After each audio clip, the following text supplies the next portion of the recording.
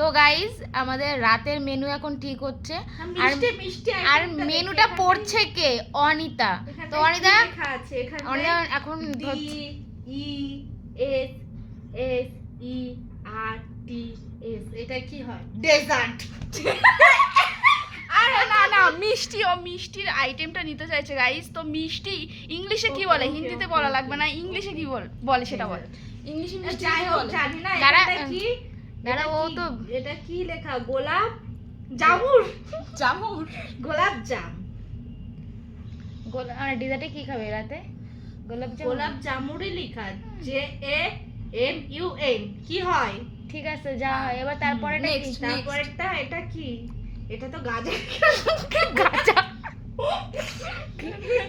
গাজর কা হালুয়া।